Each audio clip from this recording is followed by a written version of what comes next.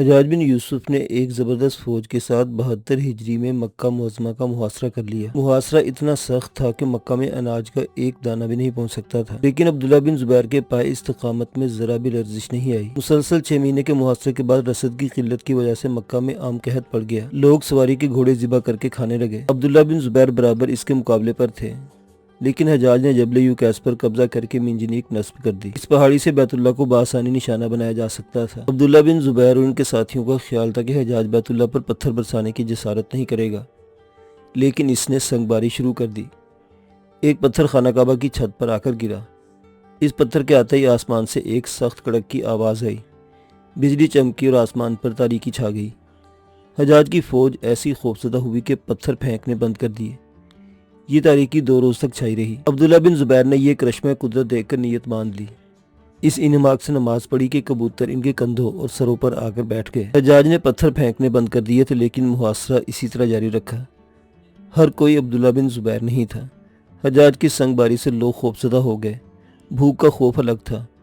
خود عبداللہ بن زبیر کے ساتھیوں میں چمگویاں ہونے لگیں۔ ابن زبیر اگر ضد پر اڑے رہے تو حجاج اینٹ سے اینٹ بجا دے گا۔ ابن زبیر ہتھیار پھینک کیوں نہیں دیتے تاکہ ہمیں امان ملے؟ اب بنو امیہ سے لڑنے کی طاقت ہم میں نہیں۔ عبداللہ بن زبیر کے لشکر میں یہ باتیں عام ہو رہی تھیں۔ اس کی بھنک عبداللہ بن زبیر کے کانوں میں بھی پہنچ رہی تھی، لیکن وہ تو بنو امیہ کے اقتدار کو تسلیم نہ کرنے کا حلف اٹھا چکے تھے۔ اگر محاصرے کی شدت یہی رہی تو آپ کے اکثر ساتھی آپ کا ساتھ چھوڑ کر چلے جائیں گے۔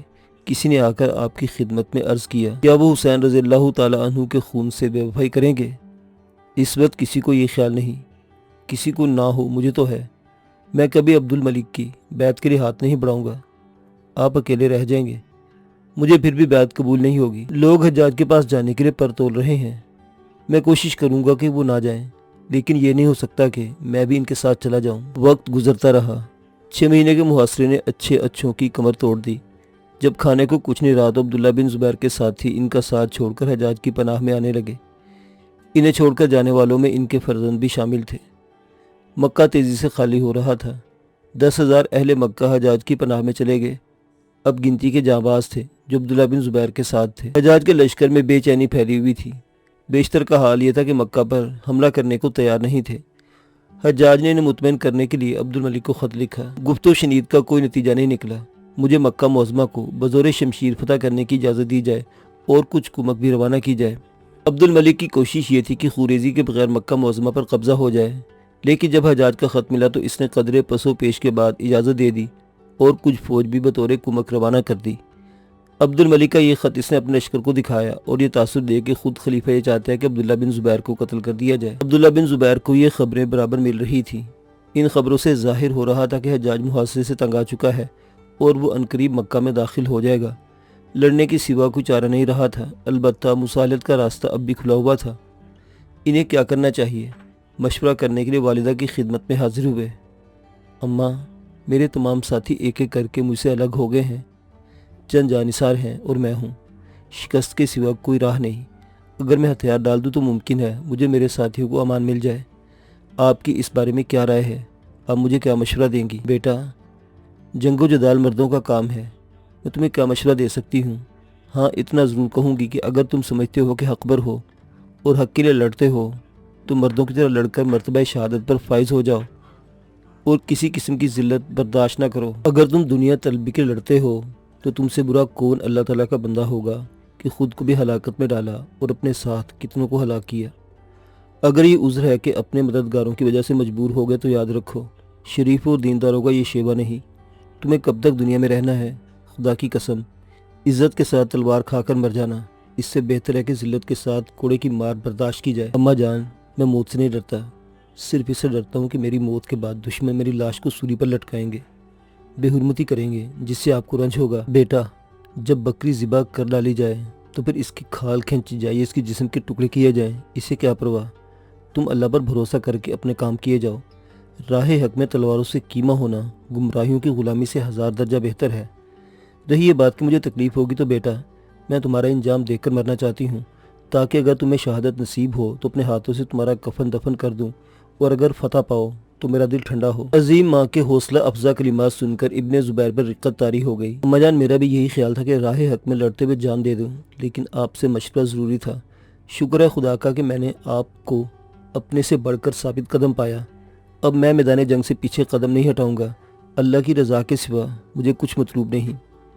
بیٹے، تم اللہ کی راہ میں جان دے دو، میں انشاءاللہ صابر و شاکر رہوں گی۔ آگے بڑھی اور لخت جگر کو سینے سے لگا لیا اور پھر زرہ پر ہاتھ پھیرتے ہوئے فرمایا، اللہ کی راہ میں شہید ہونے کے لیے نکلتے ہو اور ان عارضی چیزوں کا سہارا لیتے ہو۔ عبداللہ بن زبیر نے اسی وقت زرہ اتار پھینکی، سر پر سفید رومال باندھ لیا۔ اب میں خوش ہوں، جاؤ اللہ کے راستے میں لڑو اور اس کے ہاں اسی لباس میں جاؤ۔ عبداللہ بن زبیر ماں سے رخصت ہوئے اور اپنی معمولی سی جمعیت کے ساتھ بڑی بہادری کے ساتھ لڑنے لگے۔ ان کے سب شکن حملوں کو دیکھ کر حجاج گھبرا گیا، لیکن جنگجو تھا، شاطر بھی تھا اور مدبر بھی۔ بڑی چالاکی سے شامیوں کو حوصلہ بڑھایا، انہیں طرح طرح کے لالچ دے کر بھرپور قوت کے ساتھ زوردار حملہ کرنے پر آمادہ کر لیا اور لڑتے ہوئے اہل مکہ کو پیچھے ہٹاتے ہوئے حرم کے پھاٹک تک پہنچ گیا۔ عبداللہ بن زبیر کے ساتھ بہت تھوڑے آدمی رہ گئے تھے، وہ شامیوں کے ریلے کی تاب نہ لا سکے، کچھ قتل ہوئے، کچھ نے فرار میں عافیت جانی۔ عبداللہ بن زبیر لڑتے ہوئے دشمن کی صفوں میں گھس گئے اور آخرکار زخموں سے چور چور ہو کر صدیق اکبر کا یہ نواسہ اور حضرت اسما کا لخت جگر زخموں کی تاب نہ لا کر زمین پر گر پڑا۔ جنگ کا خاتمہ ہوا، تلواریں جہاں تھی وہیں رک گئیں، کچھ خوف اور کچھ اس لیے کہ اب ضرورت کیا تھی۔ حجاج نے شکاوت قلبی کا مظاہرہ کیا اور حکم دیا کہ لاش کو سولی پر لٹکا دیا جائے۔ حضرت اسما کو جب معلوم ہوا تو آپ نے ایک کنیز کو حجاج کے پاس بھیجا، خدا تجھے غارت کرے، تو نے میرے لخت جگر کی لاش کو دار پر کیوں لٹکایا؟ حجاج نے کہلا بھیجا، میں لوگوں کو ابن زبیر رضی اللہ عنہ کے انجام سے عبرت دلانا چاہتا ہوں۔ حضرت اسما نے کنیز کو پھر بھیجا، میرے بچے کی لاش میرے حوالے کر دو کہ میں اس کی تجہیز و تکفین کر سکوں۔ حجاج نے پھر انکار کر دیا۔ شہادت کو 3 دن ہو چکے تھے، لاش ابھی تک ایک مقام پر لٹکی ہوئی تھی۔ لوگوں نے دیکھا حضرت اسما ایک کنیز کا سہارا لیے ہوئے اس مقام کی طرف آ رہی ہیں۔ لوگ جمع ہونا شروع ہو گئے کہ حجاج کی آمد کا شور بلند ہوا، وہ بھی گشت کرتا ہوا اسی طرف آ رہا تھا۔ اس کے خوف سے بھیڑ چھٹ گئی۔ حضرت اسما نے حجاج کو دیکھ کر کہا، کیا اس سوار کے اترنے کا وقت ابھی نہیں آیا؟ حجاج نے کہا، وہ ملحد تھا، اس کی یہی سزا ہے۔ خدا کی قسم وہ ملحد نہ تھا بلکہ نماز گزار اور متقی تھا۔ حضرت اسما تڑپ اٹھی۔ حجاج نے جھلا کر کہا، یہاں سے چلے جاؤ، تمہاری عقل سٹھیا گئی ہے۔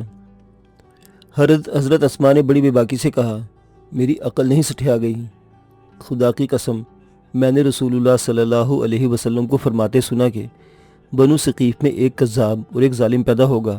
کذاب کو تو ہم نے دیکھ لیا کہ وہ مختار بن ابو عبیدہ تھا اور ظالم تو ہے۔ حجاج اس پر بھی شرمندہ نہ ہوا بلکہ حضرت اسما کے قریب آ کر دل آزاری کا آخری تیر پھینکا۔ اے ذات العطاقین، سچ کہنا، خدا کے دشمن کا انجام کیسا ہوا؟ حضرت اسما نے فرمایا، تو نے میرے فرزند کی دنیا خراب کی لیکن اس نے تیری آخرت برباد کر دی۔ میں نے سنا ہے تو میرے بیٹے کو تنزن ابن ذات النطاقین کہتا تھا، تو خدا کی قسم میں ذات النقاتین ہوں۔ میں نے ہی رسول اللہ صلی اللہ علیہ وآلہ وسلم اور حضرت ابوبکر صدیق رضی اللہ عنہ کا توشہ خانہ اپنے نطاق یعنی کہ کمر بند سے باندھا تھا۔ حجاج نے یہ گفتگو سنی تو کوئی جواب نہ سوجا اور وہاں سے ہٹ گیا۔